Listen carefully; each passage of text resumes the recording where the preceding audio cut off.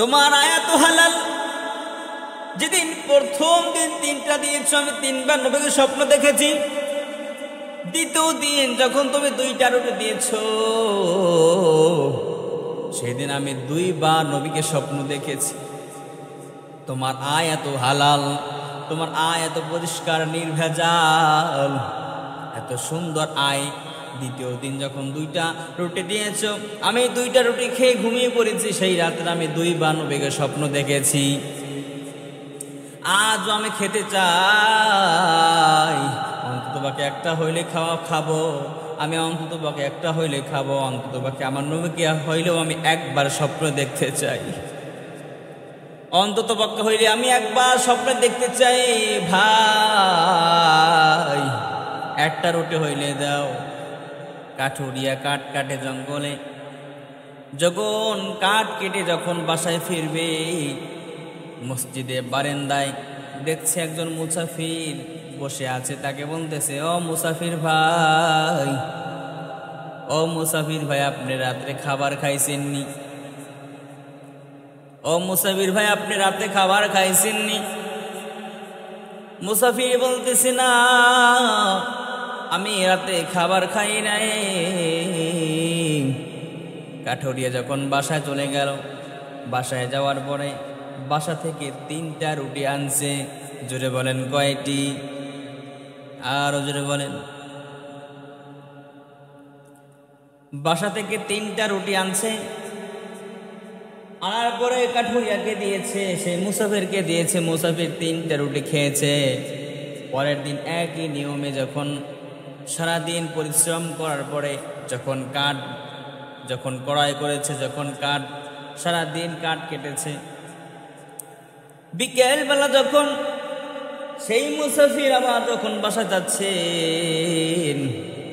বাসায় যাওয়ার পরে আবার দ্বিতীয় দিন দেখা হয়ে গেল সেই মুসাফিরের সাথে। বলতেছে, এই মুসাফির ভাই, আপনি রাতে খাবার খাইছেননি? রাত্রে খাবার খাইছেননি? বলতেছে, না, আমি রাতে খাবার খাই নাই। এরপরে যায় প্রথম দিন আনলো তিনটা, পরের দিন যায় দুইটা রুটি আনলো, দুইটাই ওনাকে দিয়ে দিল মুসাফিরকে। তৃতীয় দিন আবার যখন জঙ্গল থেকে কাঠ কাটার পরে সংগ্রহ করার পর যখন বাসায় ফিরবেন তখন বলতেছে, এই মুসাফির ভাই, আপনি রাতে খাবার খাইছেননি? আপনি রাতে খাবার খাইছেননি? বলতেছি, না, না, আমি রাতে খাবার খাই নাই, আমি রাতে খাবার খাই নাই। এরপরে সেই কাঠুরিয়া ভাই বাসা যায় একটা রুটি আনছে। কথা বলেন কয়টা? বাসায় যে একটা রুটি আনছে, আনার পরে বলতেছে, ভাই, ও মুসাফির ভাই, আপনাকে অনুরোধ জানাচ্ছি, আপনি আর এখানে থাকেন না।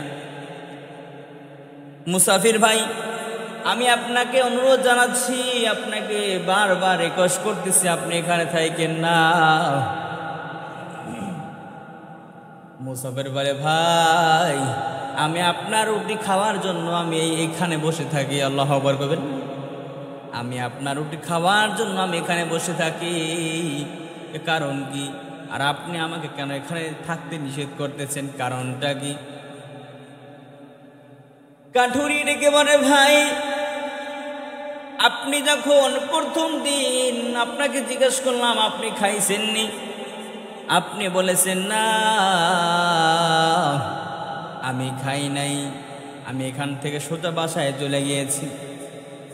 বাসায় যাওয়ার পরে আমি স্ত্রীকে বললাম, অমুক জায়গায় এক মুসাফির চুপচাপ করে বসে আছে না খেয়ে, একটা কাজ করো, আমার রুটিটা ভালো করে প্যাক করে দাও, পলি করে দাও, এটা আমি সেই মুসাফিরকে দিয়ে আসি। এই কথা শোনার পরে আমার স্ত্রী বলতেছে, না, না, আপনি শুধু সওয়াব কামাই করবেন তা হবে না, তা হবে না। আমারটাও দিয়ে দিলাম, আমারটাও দিয়ে দিলাম, আমারটাও দিয়ে দিলাম, এটাও নিয়ে যান। সন্তান আমার বাচ্চা বলতেছে, আব্বা, আপনি কেন সওয়াব কামাই করবেন? মা সওয়াব কামাই করবে, আপনিও সওয়াব কামাই করবেন, আমি কেন বাকি থাকবো? আব্বা, আপনি আমারটাও নিয়ে যান। প্রথম দিন আমার বাচ্চার মুখের থেকে এনেছি, এর পরের বার আমি স্ত্রীর কাছ থেকে এনেছি, আমার কাছ থেকে এনেছি। প্রথম দিন এই 3টে রুটি তোমাকে দিলাম। দ্বিতীয় দিন যখন তোমাকে দেখলাম তুমি উপবাস আছো, তুমি দ্বিতীয় দিন কিছু খাও নাই, আমি বাসায় চলে গেলাম। বাসায় যাওয়ার পরে দেখতেছি না, আমি যদি আমার সন্তানকে বাচ্চাকে আজকের কথাও শোনাই, আজকেও আপনাকে সেল করে দেবে, আপনাকে হাদিয়া দেবে, আপনাকে দান করে দেবে, কিন্তু তো ছোট মানুষ সারাদিন কিচ্ছু গায় না। আমি যে টাকা ইনকাম করি, আমি যে কাঠ কাটি, আমি যে কাঠুরিয়া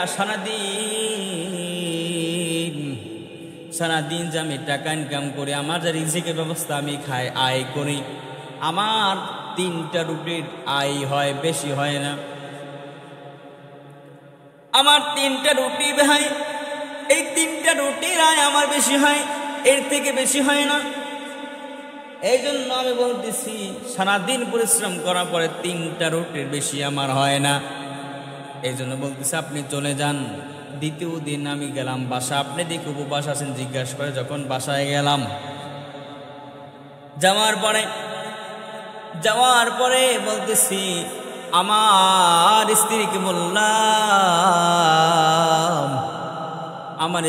বললাম, আজও সেই মুসাফে বসে আছে, আমার রুটিটা প্যাক করে দাও। এই দিন আর আমার সন্তানকে শোনাই নাই, এই দিন আমি আর সন্তানকে শোনাই নাই। সন্তান খেয়ে ঘুমিয়ে পড়েছে, স্ত্রীটা আর আমারটা প্যাক করে দ্বিতীয় দিন আপনাকে 2টা রুটি দিয়ে গেছি। তৃতীয় দিন যখন আবার জিজ্ঞাসা করলাম, আপনি খাইছেন নি? বলছেন না আমি খাই নাই। আপনি খাইছেন নি? বলছেন না আমি খাই নাই। আমি আজ চলে গেলাম বাসায়, সন্তানকে শোনাইলাম না, আমার স্ত্রীকেও শোনাইলাম না, কারণ তারা না খেয়ে আছে। সন্তানকে শোনাইলাম না, স্ত্রীকে শোনাইলাম না। তারা যখন সবাই খেয়ে ঘুমিয়ে পড়েছে, আমি আলাদাভাবে আমার রুটিটা প্যাক করে আপনাকে নিয়ে আসছি। কিন্তু আমি প্রথম দিন, দ্বিতীয় দিন, তৃতীয় দিন, 3 দিন টানা আমি উপবাস না খাওয়া, আমি টানা 3 দিন না খাওয়া, আমি 3 দিন পেরে উপবাস। আমি যদি আজকেও না খাই, আমি আগামীকাল কাজ করতে পারবো না। আগামীকাল কাজ না করতে পারলে আমার ঘরে সন্তানাদি, বিবি বাচ্চা সব মারা যাবে না খেয়ে, কারণ আমি হই তাদের মূল সম্বল। রিজিকের পথের আয় উৎস হচ্ছে আমি যদি অসুস্থ হয়ে পড়ি, ওদের সমস্যা হবে। আমি যে আজকেও না খাই, কালকে আমি অসুস্থ হয়ে যাব, কালকে আমি রোগা হয়ে যাব, কাজ করতে পারবো না। এই জন্য বলি মুসাফির ভাই, আজকে রুটিটা খেয়ে আপনি চলে যান, আপনি আর থাকেন না। মুসাফির বলে, ভাই আমি এখানে থাকি শুধু আপনার রুটি খাওয়ার জন্য। সুবহানাল্লাহ। মুসাফির কথা শুনে বলতেছে, কেন আপনি আমার রুটি খাওয়ার জন্য কেন বসে থাকেন? আপনি কেন রুটি খাওয়ার জন্য, আমার রুটি খাওয়ার জন্য কেন বসে থাকেন? মুসাফির বলতেছে, ভাই যখন প্রথম দিন আপনি 3টা রুটি দিয়েছেন, জোরে বলেন কয়টি? আপনি যখন 3টা রুটি দিয়েছেন, আপনার আয় এত হালাল, আপনার আয় এত পরিষ্কার, নির্ভেজাল, আপনার আয় এত পরিষ্কার, নির্ভেজাল, হালাল। আপনি যখন প্রথম দিন 3টা রুটি দিয়েছেন, আমি স্বয়ং 3টা রুটি খায়া ঘুমাই গেছি। আমি সেই রাত্রে আল্লাহ পাকের হাবিব মুহাম্মদ হুজুর আকরাম সাল্লাল্লাহু আলাইহি সাল্লামকে 3টা রুটি খেয়েছি। আমি সেই রাতে 3 বার আমার নবীর স্বপ্ন দেখেছি। ও ভাই, তোমার আয় এত হালাল, তোমার আয়াত হালাল। যেদিন প্রথম দিন 3টা দিয়েছো, আমি 3বার নবীকে স্বপ্ন দেখেছি। দ্বিতীয় দিন যখন তুমি 2টা রুটি দিয়েছো, সেদিন আমি 2বার নবীকে স্বপ্ন দেখেছি। তোমার আয়াত হালাল, তোমার আয়াত পরিষ্কার নির্ভেজাল, এত সুন্দর আয়। দ্বিতীয় দিন যখন 2টা রুটি দিয়েছো, আমি 2টা রুটি খেয়ে ঘুমিয়ে পড়েছি। সেই রাত্রে আমি 2বার নবীকে স্বপ্ন দেখেছি। আজও আমি খেতে চাই, অন্ততপক্ষে একটা হইলে খাবো। আমি অন্ততপক্ষে একটা হইলে খাবো। অন্ততপক্ষে আমার নবীকে হইলেও আমি একবার স্বপ্ন দেখতে চাই। অন্ততপক্ষে হইলে আমি একবার স্বপ্ন দেখতে চাই। ভাই, একটা রুটি হইলে দাও। এই জন্য বলি বাজান, হালাল পন্থা ইনকাম করতে হবে, হারাম পন্থায় করলে হবে না। আমরা তো সবাই নামাজ পড়ি, আমরা সবাই রোজা রাখি, হজ করি, যাকাত দেই, দান করি, খয়রাত করি। বন্ধু আমার, আমরা সবই করি, কিন্তু বাজান আমাদের হালাল আয় উৎস নাই। ঠিক কিনা বলেন? প্রত্যেকটা ঘরে দেখা যাবে যে প্রত্যেকটা লোকে দেখা যাবে, বাসায় দেখা যাবে যে এনজিওর সাথে সংযোগ আছে। ঠিক কিনা বলেন? ব্যাংকের সাথে সংযোগ আছে। ব্যাংক, এনজিও হালাল না হারাম? প্রত্যেকটি হারাম। হারাম দিয়ে কখনো আরাম নাই, এইগুলো হারাম। ব্যাংক নিয়ে লোন নেয়, ঠিক কিনা? এনজিও থেকে লোন নেয়। বাজান, সুদ খাওয়া হারাম। সুদ দেওয়া নেওয়া, সাক্ষী থাকা একই অপরাধ, একই অপরাধ, একই অপরাধ।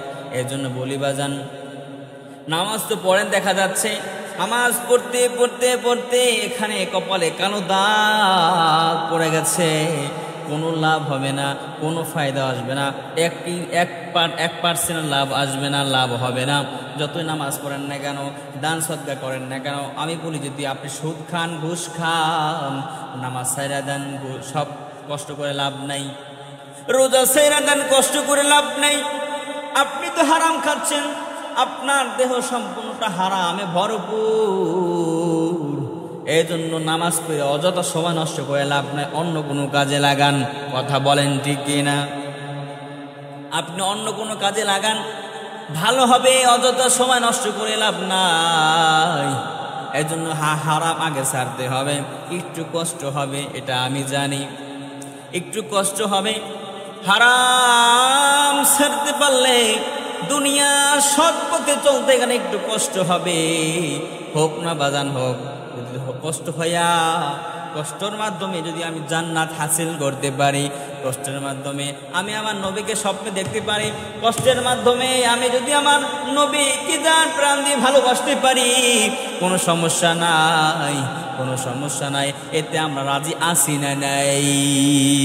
জোরে বলেন, আছি না নাই? আল্লাহ পাক রব্বুল আলামিন সকলকে কবুল করুক। জোরে বলেন আমিন, আরো জোরে বলেন আমিন।